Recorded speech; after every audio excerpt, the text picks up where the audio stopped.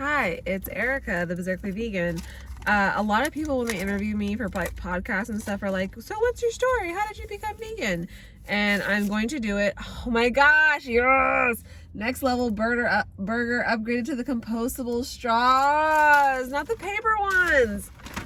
A win is a win. I'm just gonna, Jesus Christ on a cracker.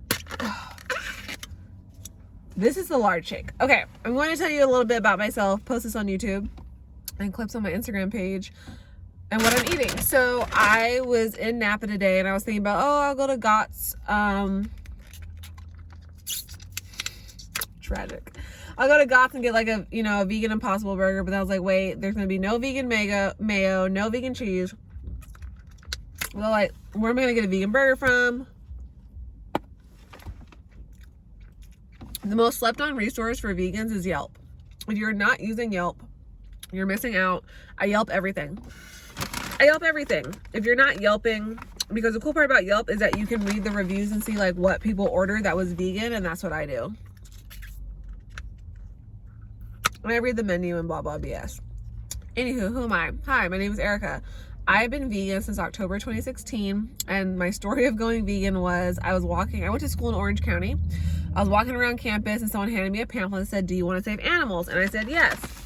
And so I opened it and it was like a PETA flyer about factory farming. And I was really sad because I was like, I'm helping kill animals. I didn't know they live such terrible lives. Well, I went pescatarian, which is a vegetarian who eats animals from the sea.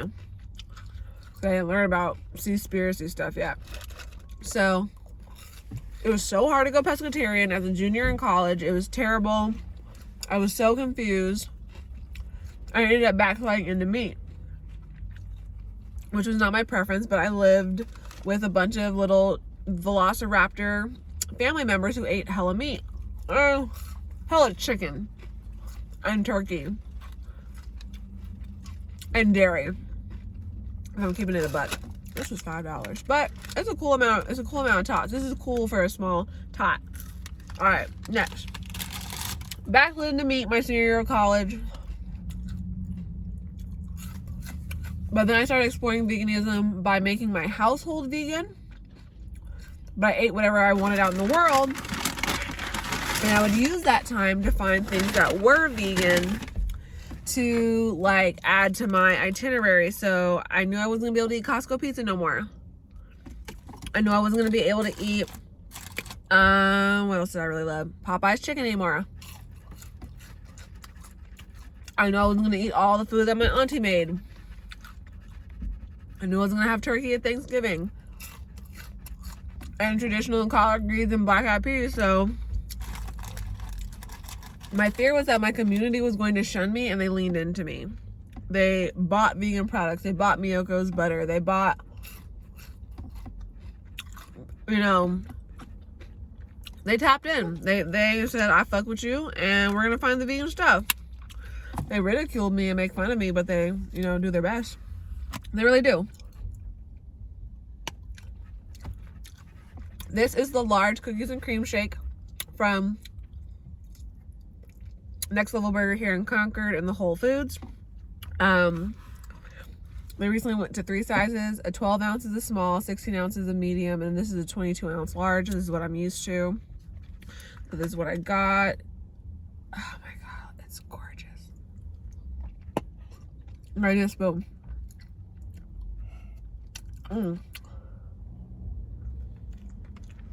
So that's how I first went vegan, was eating things. And actually I went to the very first Veggie Girl in Orange County, in Irvine. That was where the very first Veggie Girl came from. So I was always vegan hip because one of my best friends in college was vegetarian. So she put Molly, shout out to Molly, she put me onto a lot of plant-based foods in undergrad.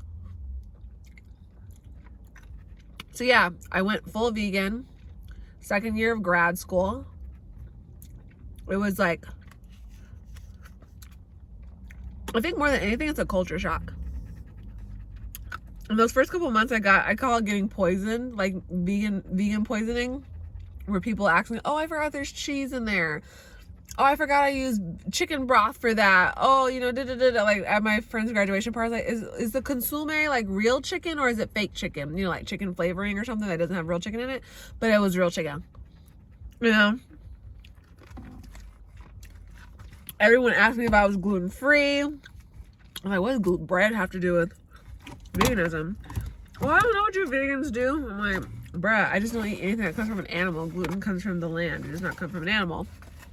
This is my first double vegan cheeseburger. Why does it look so sorry? Sorry. There we go. Ah, yeah.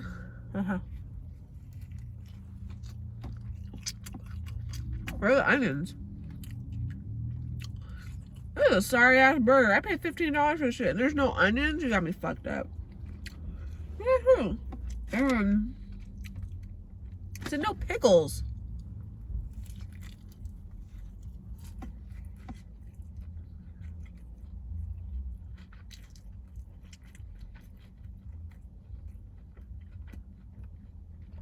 I'm pissed. How's this a burger with no onions?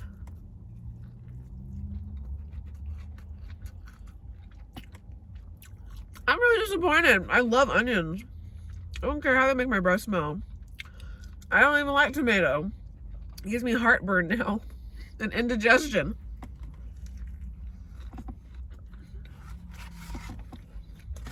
I'm fit to be tied. Anyways.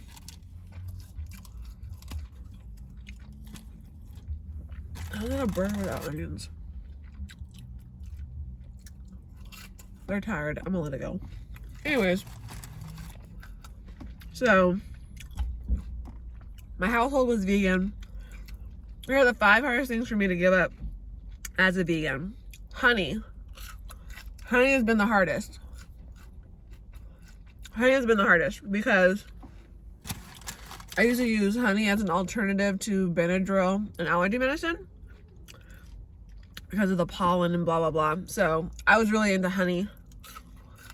It was my sweetener of choice. So I haven't bought honey in 7 years. Number 2, Popeye's fried chicken specifically. I loved Popeye's fried chicken. Like, I loved Popeye's fried chicken. And that was really hard. Number 3. It's disgusting when I think about it now, but crab legs. I only like Dungeness crab because I'm from the Bay. And my band used to host annual crab feeds. So, crab was really, really hard for me to let go of. It was 3. I never gave a fuck about eggs. I didn't really care about cheese. I miss provolone and Havarti cheese. That would be number 4. I really miss provolone and Havarti. Number 5, I really miss. What's the 5th thing I really miss?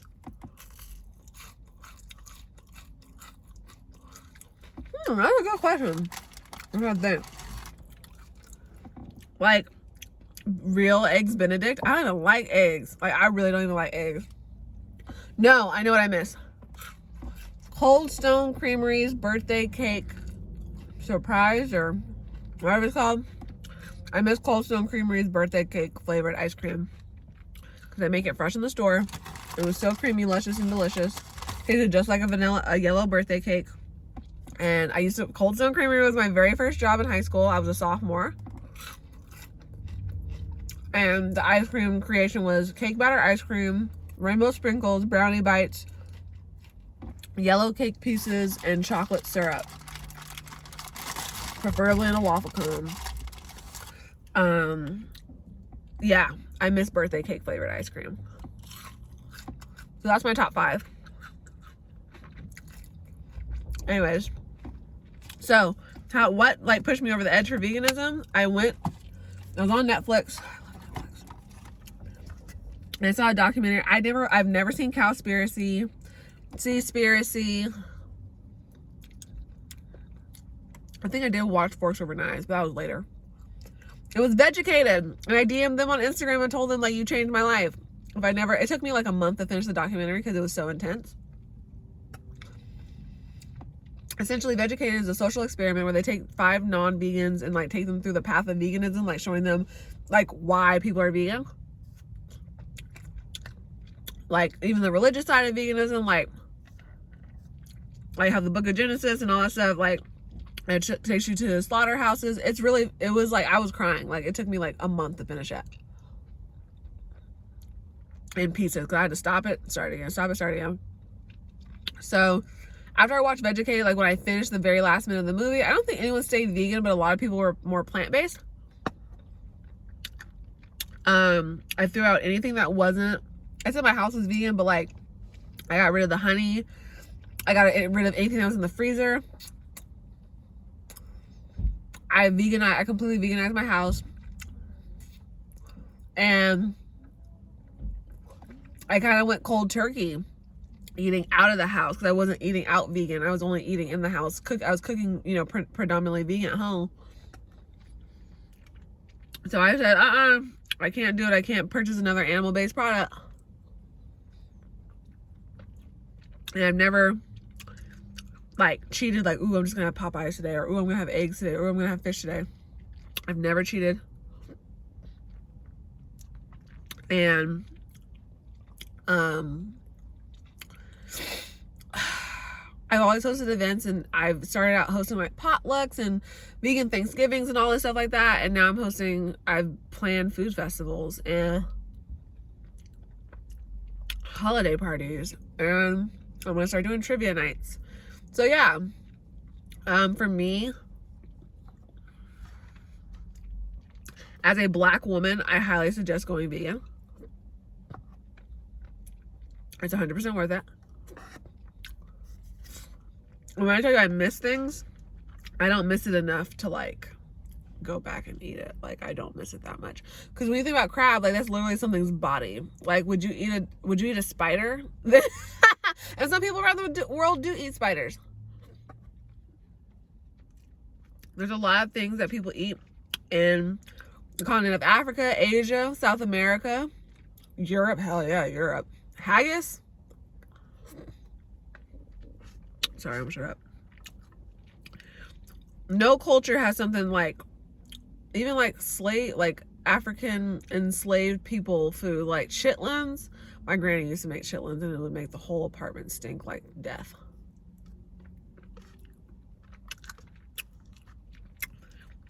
I'm never not going to be vegan. And when I went vegan, stage 1 of veganism, anger. I was the angriest vegan. I was like, you murderers, and you're evil, and you don't care about the planet, you don't care about animals, and how could you do that to a baby chicken? I was so angry.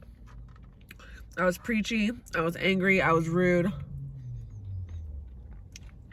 I was like a Jehovah's Witness, but for veganism. I was.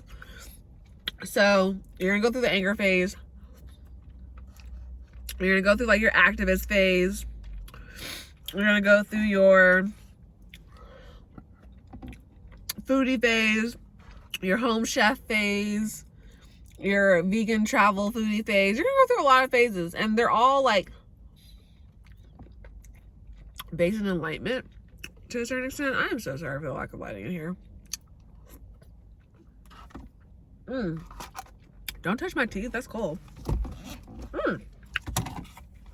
So yeah, there's a lot of stages of veganism. There's a lot of type of vegans. I identify, so I say your astrology sign. I'm a junk food vegan rising, environmental vegan moon. So there's environmental vegans, the eco vegans, the junk food vegans, the whole food plant-based vegans. There's like 5 different kind of vegans. And you have to figure out which ones you are, what combination you are, because that's how you're going to find your tribe. That's how you're going to find your people. That's how you're going to find your events, your support system, your big, who's going to guide you, and you're going to adopt some littles, you know? The vegan the type of vegan community that you're going to join is really important.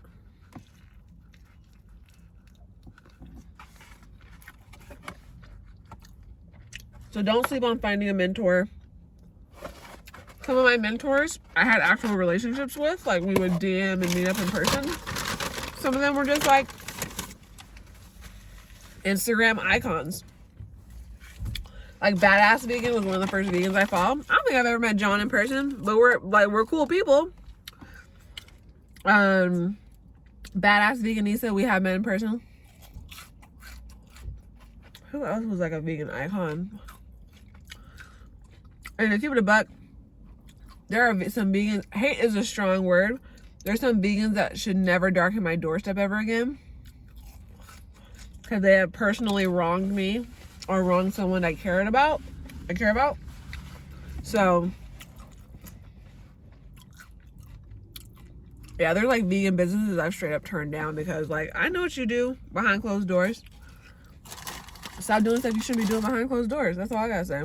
So yeah. And you're gonna fall out with vegans, and that can feel very like sad and lonely because we're such a minority that you don't want to lose.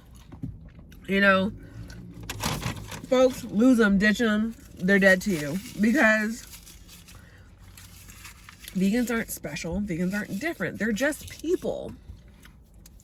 They're just people. Like, you can find new people, you can find better people, like let them go.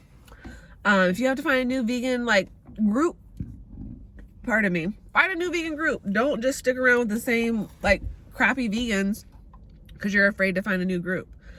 This is not high school, and everything's high school. That people say everything's not racist. It is.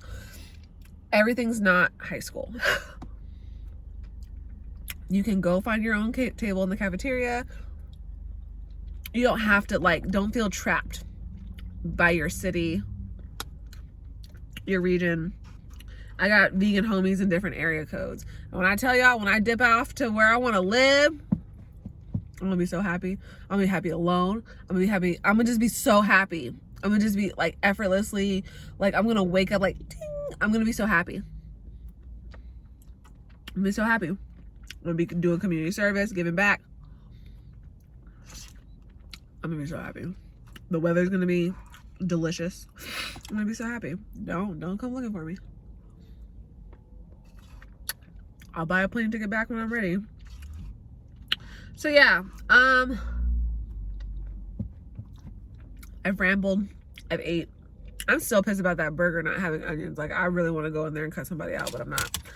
Like, I didn't say no onions. Why are there? Maybe they ran out of onions. I'll be nice. I'm trying to be nice. I just finished my period. I'm trying to be nice. I don't even know. I have one tater tot left, but I don't want to eat it. Anything last to say about who I am? I believe in supporting small businesses. I believe in saving animals' lives. I believe in philanthropy. I believe in raising money for animals and the people who help take care of animals. I believe that vegans should have all of the things that meat eaters have. I do vegan prom on a yacht. You know what I mean? Because there's nothing like partying on a boat. My cousin took me to his friend's yacht parties, and that's how I got in. That's where the idea came from. I went to my cousin's friend's yacht party. Then they had a hotel afterwards. It was just like the coolest night ever in San Francisco, of course. But I do it out of the East Bay. I did it out of Alameda last year. Now we're doing it out of Berkeley. So I host vegan holiday events. So we have some place to go and other people like us to be with on holidays. I love it when you come say hi to me. If you see me like at Costco or at a vegan restaurant, like, oh, are you the Bizarrely Vegan? I'll be like, yes, I am. Hi, who are you? What's your name? And you'll just be like, I'm so-and-so, and I follow you on Instagram, and blah, blah, blah. Just don't be like, hey, what's up, Erica? And I'm like, who are you? People have done that to me, and I'm just like, I don't know who you are. I have like over 9,000 followers, but like I follow thousands of people myself, and I have ADHD and short-term memory loss.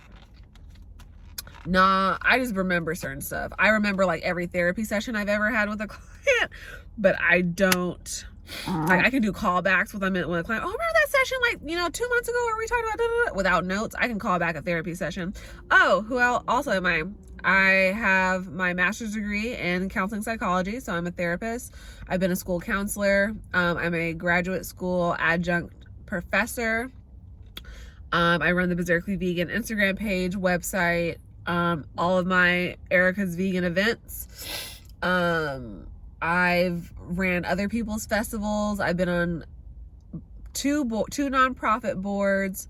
What else have I done? I've done a lot of stuff. I've done faculty assisting. I've been an intern. I've been a homeroom teacher or like an advisory teacher. I've worn a lot of hats in the last 7 years, like a lot of hats in the last 7 years. And so I'm really proud of how far I've come and what I've done.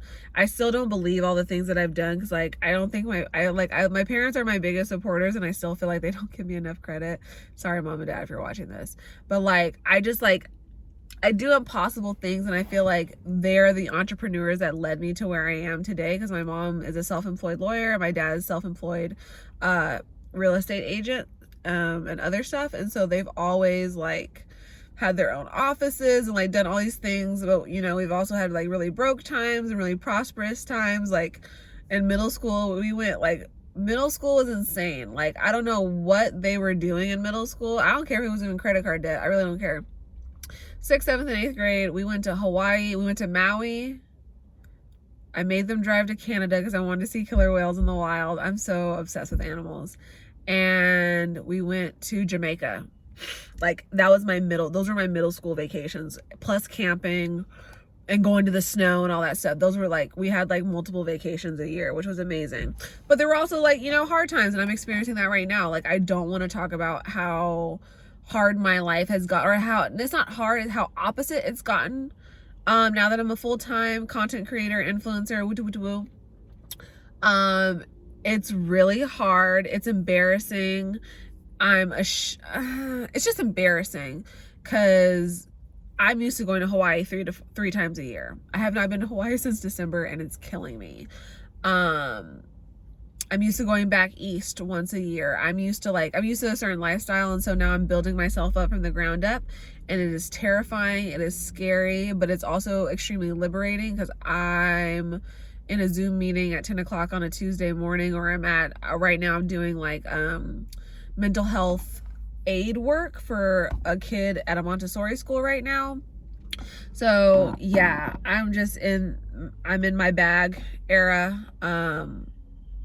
I've been underemployed for about a year, and I've been surviving in West Berkeley. Like, I haven't had to give up my apartment. I haven't had to move out. I haven't had to do a lot of scary stuff.